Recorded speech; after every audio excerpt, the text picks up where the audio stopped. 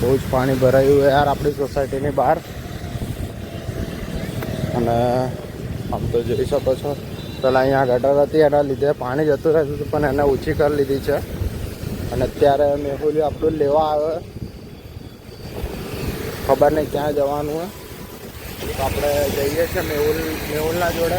અત્યારે રબારી કોલોની પટેલ પાન પાર્લર આગળ ઊભો છે, તો ત્યાં જઈએ. વરસાદ પણ ચાલુ થઈ ગયો. એને મેં કીધું હતું કે ભાઈ વરસાદમાં કહે નહીં આવું હું, પણ એને મને રેનકોટનું કીધું, પણ રેનકોટ હતો નહીં, આપણે વસાવવો પડશે. તો જોઈએ હું મેહુલ ક્યાં લઈ જાય છે આપણને. અને જો અત્યારે પેદલ યાત્રા જ કરી રહ્યો પપ્પાને ચપ્પલ પહેરીને, અને છાંટા પાછા ચાલુ થઈ ગયા છે. ને ફટાફટ આપણે પહોંચીએ મેહુલ જોડે. તો પબ્લિક આપણે 4 રસ્તા ક્રોસ કરી લીધા, પટેલ પાન પાર્લર આગળ પહોંચીએ. મને મેહુલ દૂરથી જ દેખાઈ ગયો હતો, અને સાઈડમાં ઊભો હોય. જો બાપાનો રોડ હોય એમ ગાડી રોડની વચ્ચે જ પાર્ક કરી નાખી. આ જો, અને આ જો હમણાં આવશે. આ ખેડૂત જો, ખેડૂત ચલાય આમ યાર, ટોપા લઈ લે. ભાઈ પ્લાન બની રહ્યો છે અમારે બંનેનો, અને પેલાને વાત કરવાનું કે ભાઈ દ્વારકા જવાનો. પણ આ ભાઈ ખબર નહીં, આવતા મહિને કંઈક ઓડિટ આવી રહ્યું છે. તો પ્લાન કેન્સલ કરીએ આવતા મહિને. કાકા સામે જો કાકા, અરે આ કાકા ઊંધા જાય, ઓલા કાકા ઊંધા જાય, શું કરવાનું?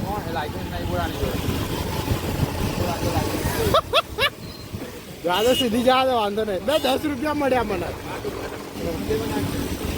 તો પબ્લિક હું આવતો હતો ને, મને 10 રૂપિયા રસ્તામાંથી મળી ગયા.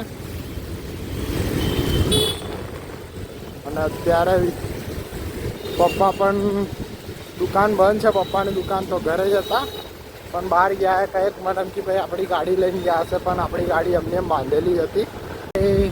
મેં મેહુલને પૂછ્યું ક્યાં જવું છે, ક્યાંક રામજી મંદિર જઈ આવીએ. દેવલો તો ગયો, જગન્નાથ મંદિર આપણું રેડી કરીને. આપણું ફોન પણ નહીં કર્યો, વાંધો નહીં, સમયની વાત છે એ તો વાલા. તો અત્યારે રામજી મંદિર આવી ગયા છે. અમે મોન મેહુલ ગાડી પાર્ક ગમે ત્યાં કરશે, આપણું જ છે. તો મિલ જાય અહીંયા.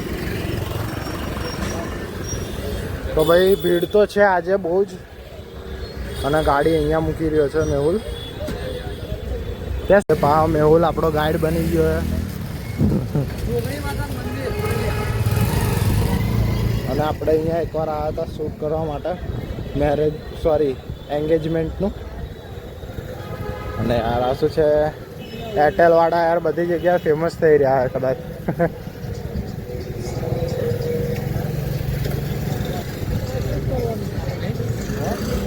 તો જો આ રામજી મંદિરનો જે ગેટ છે, આમ તો બે સાઈડ ગેટ છે આના, પણ આપણે આ સાઈડના ગેટથી જઈએ છીએ. અને મેહુલ તો આગળ ભાગી રહ્યો, ખબર નહીં કેમ. તો જોઈ શકો છો યાર મંદિર બહુ મસ્ત છે.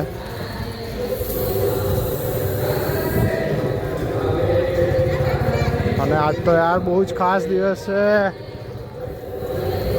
આ ગણપતિ બાપા, અને અંદર જતા તમે ભીડ જોઈ શકો છો. બહુ જ સખત ભીડ છે આજે, કેમ કે આપણા કાનાજીનો બર્થડે છે આજે. જો ભીડ અહીં નહીં, અહીં ક્યારની લાઈન લાગી હતી.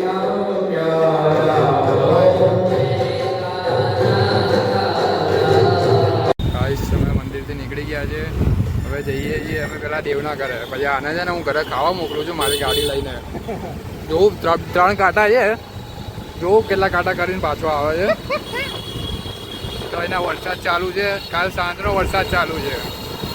અમદાવાદ, બરોડા, નડિયાદ બધે ચાલુ છે, પણ દ્વારકામાં વરસાદ નથી. હોય અંદર ચલાય, અંદર ચલાય, આવું ના હોય અંદર ચલાય.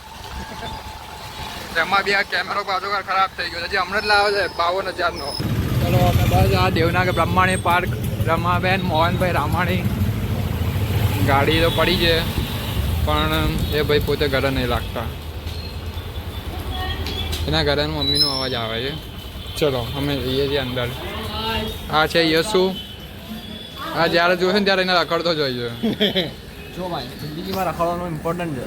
ત્યાં ગયો પેલો આવે નહીં હજી. એ પેલો જ નહીં આવે. શું બનાવ્યું ઘરે? ફોન આવ્યો. અમે બનાવ્યું છે મોરેયાની ખીચડી ચાલ, ભાગ અંદર. બટેકાનો રસાલો હા શાક. આનો ઉપવાસ છે આનો. અત્યારે નહીં મારા એ પાછી વ્યક્તિ તો કાંઈ લઈ વાંધો જાઓ. નહીં. તો અમે દેવના ઘરેથી નીકળી ગયા પાછા, કેમ કે દેવલો છે નહીં ઘરે આપણે જઈ રહ્યા છે. અને મારા ઘરે જઈએ છે, કેમ કે પપ્પાનો ફોન આવ્યો, નાસ્તો કંઈક લઈને આવ્યા છે, એટલે કદાચ ઢોકળા હશે.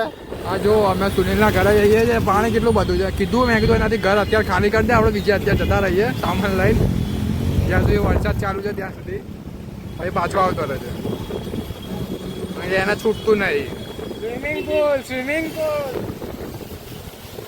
આ પેટ્રોલ પંપ બી હમણાં જ બન્યું. આ તો શું વેલ્યુ છે આ પેટ્રોલ પંપના લીધે જ પાણી ભરાય. આ પેટ્રોલ પંપ બંધ કરાવી દઈએ હોય તો. બંધ કરાય છે. પણ ના યાર, એને બી કમાણી છે, બંધ ના કરાવાય. એ પણ હા તો જો નીચે તો જો બંધ ના આ કરાય. બાપુ આગળ કટર છે. આમ આખો કતર છે જ નહીં આટલામાં, એટલે તો આટલું પાણી ભરાયું છે. તો આ હમણાં ગટર આપણે કોઈ તો ગટર ખોદી દઈએ. આ છે એને ઉમિયાનગર સોસાયટી. ભાઈ ઘરે પહોંચી ગયા હે. મમ્મી શું બનાવ્યું? અમે શું બનાવ્યું? પપ્પા મારો ચડ્ડો પહેરી લીધો. અમને જોયો. ભાઈ એકલા ને? તો ભાઈ અમે નાસ્તો કરીને ફાઇનલી ઘરેથી નીકળી ગયા છે. અત્યારે દેવને ત્યાં જઈએ છીએ અમે. અને એ ભાઈ રસ્તામાં જ કંઈક 108ની પાછળ કંઈ ઊભા રહી ગયા હતા. અને એનો ને એના ભાઈનો કંઈક ઝઘડો જ પણ કહેવાય કે ભાઈ હું બેસ ગાડી હતો. તો અમે કોઈને બેહાડ્યા વગર નીકળી ગયા છે. અને મમ્મીને નાસ્તો આપવા આવ્યા હતા પાછા ઘરે. અને તમને પહેલાં મેં એવું લ્યા બતાવ્યું બહારનું પાણી. અરે ભાઈ આ જો આ ત્રીજી ચોથી વાર જોવા મળે મને બ્લોગની અંદર. ત્યારે આ વરસાદ આવે છે જાય છે એ ખબર નથી પડતી ભાઈ કેવો મોસમ છે. એકદમ ખુલ્લું થઈ જાય છે અને અચાનકથી વરસાદ પણ ચાલુ થઈ જાય. આમ જોયું તો અમે બંને પલળી જ ગયા છે. હવે અત્યારે દેવના ઘરે જઈને કોરા થઈશું થોડા ઘણા એટલે પાહુ કંઈક ના કંઈક બહાર જવાનો પ્લાન બનશે જ અમારો.